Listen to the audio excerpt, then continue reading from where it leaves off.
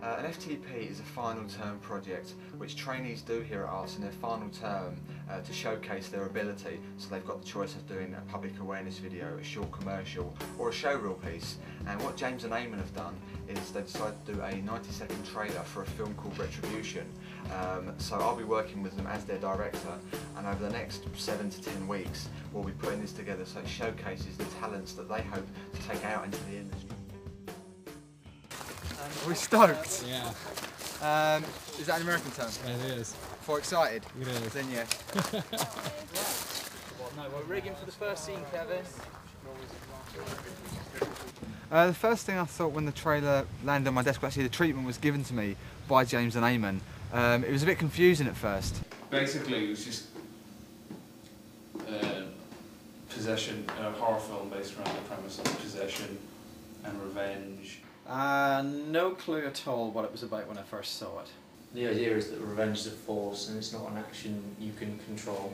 They knew what was going on, but I, as a viewer, hadn't a clue. I didn't know what on earth the film was about, I didn't know what the unique selling point of the film was about, and I didn't know what it was in the trailer that they were trying to portray to make the audience come to see it. It was just a mess. We're here, as you can see, pretty much in the centre of York, and we're going to do a few shots of Stephen, who's playing the guy they're going to take revenge on, arriving at home, and Callum and Ginger overlooking them. As he arrives back home, they jump out of the car and take his family hostage. Done. Now what? And then what? Then we finish what he started 4 years ago.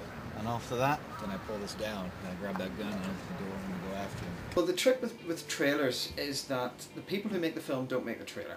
And there's a very, very good reason for that. It's because the people who make the film are too close to it. They know too much in their head about the story to be able to tell it in a 30-second or 45-second trailer to somebody else. But don't you think from just having a shot of two, I mean, you don't need to know why they're in there, or you just need to know you see two people in a jail pissed off and you see a clipping of a guy with a noose around his neck, wouldn't they indicate enough that those two are bloody up with him, and do they talk about revenge? It doesn't, because that's just, it doesn't. Because when they're putting stuff in, they're making the judgment that about things that they know that the audience can't possibly know. So we're setting up a Steadicam shot. They're rigging the Steadicam at the moment for a shot which would entail Ginger and Callum walking in, barging in and taking the whole family hostage and beating up one of the sons in the process. Okay, so point the gun at Ian. Okay, and then find Stephen. And you go round. Shall I come inside, yeah? Yeah, step inside, Stephen. I'll be only a little bit taller. And then you need to track into Stephen's face. So what I made these guys do was actually go and write the film, the actual story for the film first, so they knew what they were selling. That of course backfired in the sense that they knew the film. Yeah, we want it to be clear to them that we know what we're doing, but we don't want to give all the things away in the trailer. No, but we need to give away, not give away a little more, but make it a lot more basic. They'd cut so much out, and they'd chosen phrases that were so meaningful and laden with meaning to them that I hadn't a clue what the hell it was about, and it came across very pretentious. Okay, hold it there. And 3, 2, 1, action! Put this on now! Come on, hurry up! Get up here! Cut there. Perfect. Yeah. James, that's it, not too long. Right, okay, you ready, Adam? Yep. Okay. Roll camera. Rolling. I think we're staying And mark it. Roll 3, shot 13B, take 1. Okay, action.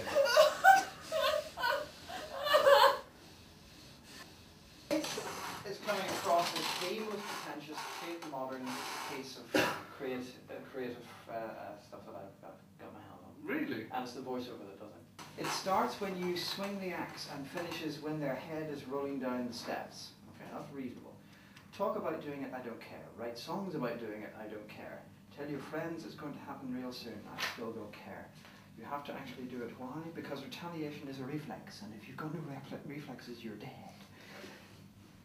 See, it wouldn't be read out like that. Though. Yeah, I know. How would it be read out? Basically what we're going to have here, we're going to start to run the point up to the first gunshot in which Stephen's son, which is Alec, gets shot in the head. If you don't pay! Yeah, brother?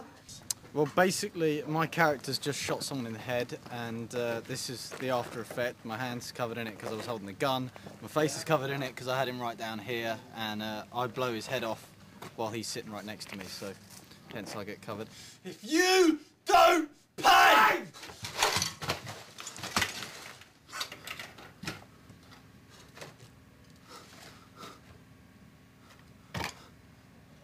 This is our fourth storyboard, which seems to take about 6-7 hours a piece, I'd say. And then the treatment stage we handed in 4 treatments, 3 for the trailer, 5 treatments, 3 for the trailer, and at least 2 or 3 for the film.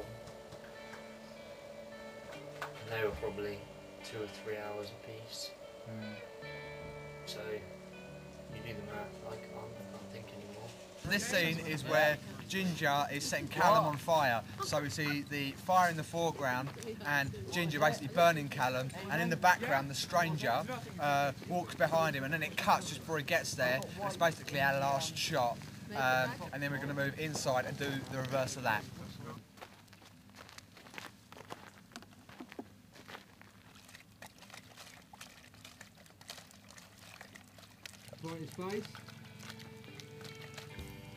I think Eamon and James knew the trailer story, they knew what they wanted to achieve, but when they were asked to write the whole film essentially for the trailer, I think that's where they came a bit unstuck, because then we all thought, and myself included, then we had to put more elements of the story into the trailer, whereas in the genre of horror trailers, generally you get more by showing very little. It's so complicated as a film trailer. Film trailers tend to be pretty simple. Well, we've divided into 3 different sections now. Yeah, I know that, yeah, but if you think about the whole thing, Yeah. it's, God, you know, I was like on my knees by the time I got to tell them the end of it. Shot, take him out alive. After this shot, someone's been killed, and he'll find you. Him, and then him. Yeah. I don't see why that's so confusing. Close enough. Oh yeah, that's the one, Kev. Right, are you ready? Okay, Alex, start to walk in. Okay, hold it there, zoom in closer. Okay, walk in, Alex.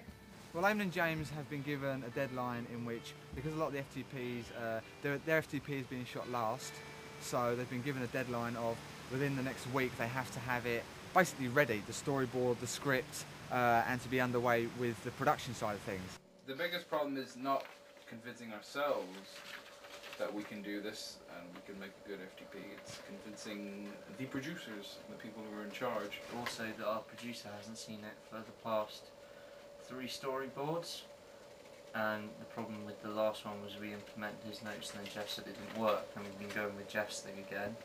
So then we're going to show it to the producer again, and he hasn't been involved with it at all, and that he's just going to say I don't like it or I don't understand it.